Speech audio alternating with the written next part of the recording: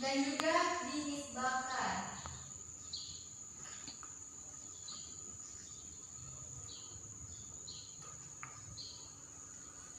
Ini secara bahasa ya.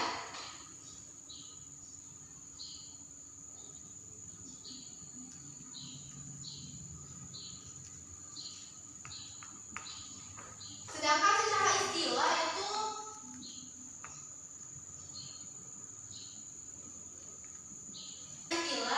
maudhu ini adalah hadis yang dibuat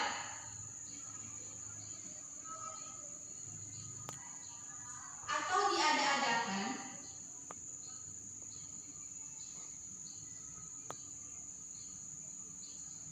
oleh seorang pendusta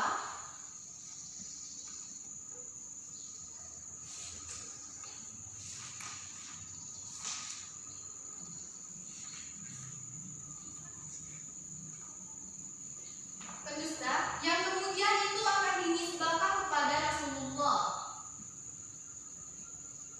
Pendusta dinisbahkan pada Rasulullah.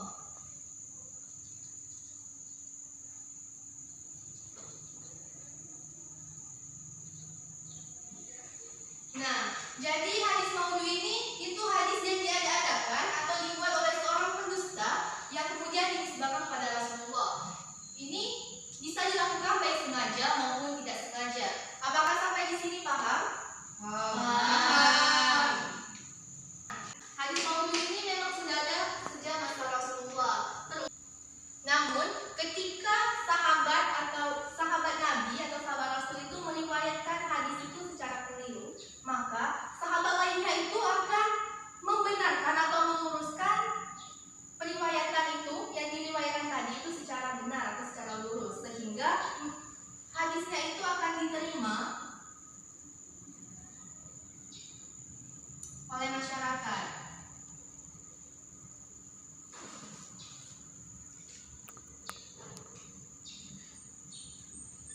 Nah, ciri-ciri hadis maudhu ini yang pertama yaitu tidak adanya sanad. Tidak ada sanad yang jelas.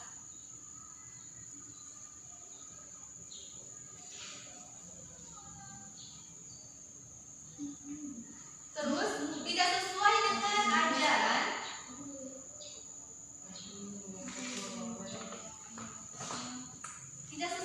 ajaran agama. Yang ketiga ini tidak dapat dikonfirmasi. Tidak dapat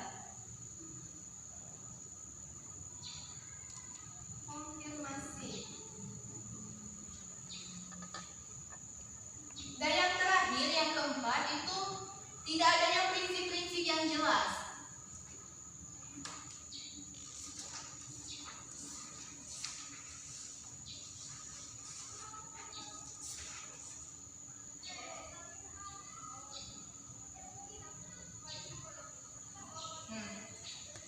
Yang selanjutnya yaitu munculnya hadis maudhu.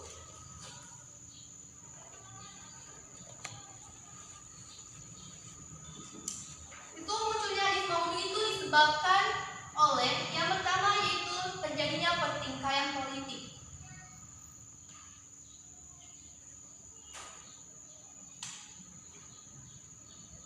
Pertingkaian politik.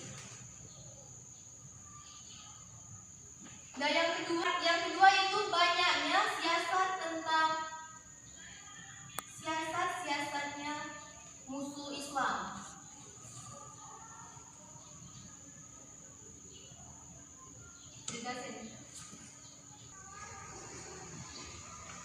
Dan yang ketiga yaitu adanya fanatisme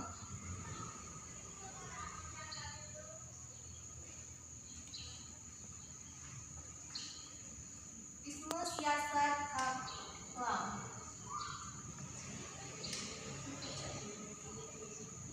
Sudah. Nah, jadi munculnya hadis maudhu ini ada 3 faktor ya. Yang pertama itu adanya pertingkaian politik.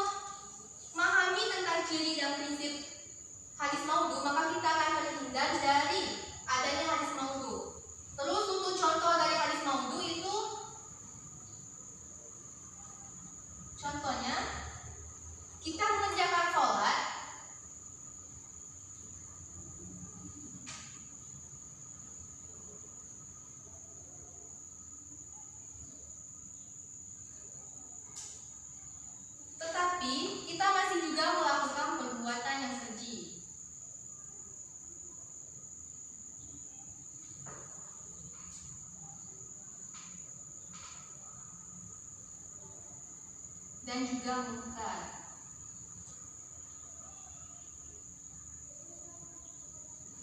Maka sama halnya dengan kita itu masih juga menjauh dari Allah Subhanahu wa taala.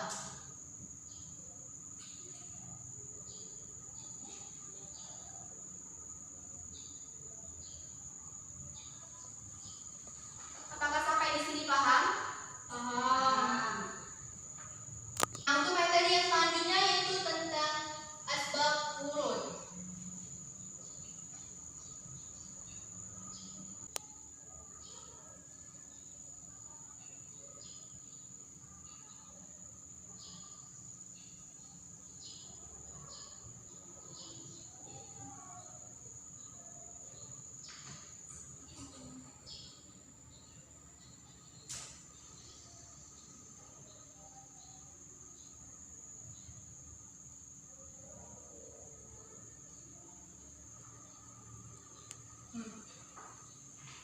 Selanjutnya itu tentang ilmu asbab wurud. Ilmu asbab wurud ini adalah asal usul turunnya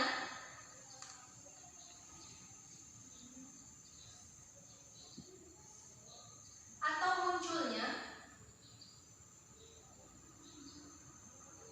datang sebab-sebab hadis.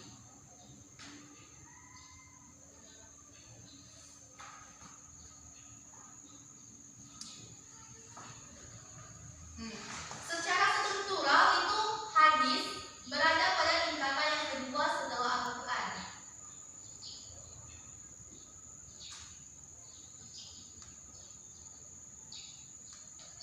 Kedua setelah Al-Quran.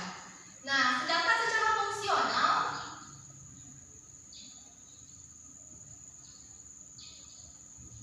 hadis ini mempunyai fungsi yaitu untuk memperjelas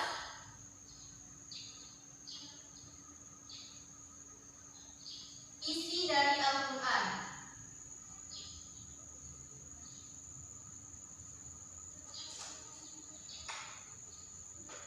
Nah, untuk tujuan utama dari asbabul wurud ini adalah yang pertama itu untuk memahami konteks historis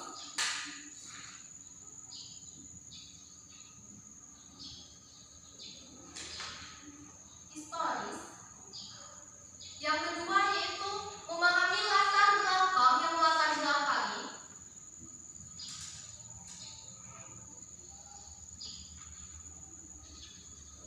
belakangi adanya hadis.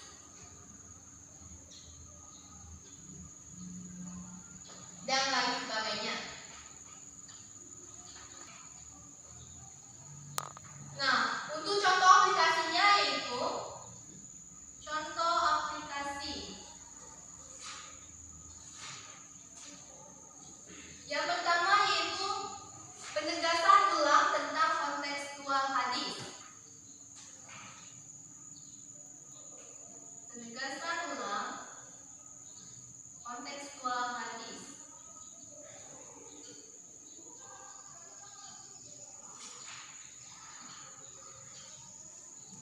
Yang kedua, pemahaman tentang moral dan etika. Moral dan etika.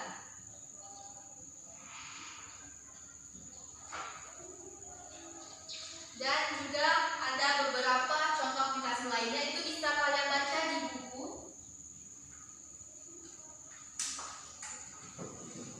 Jangan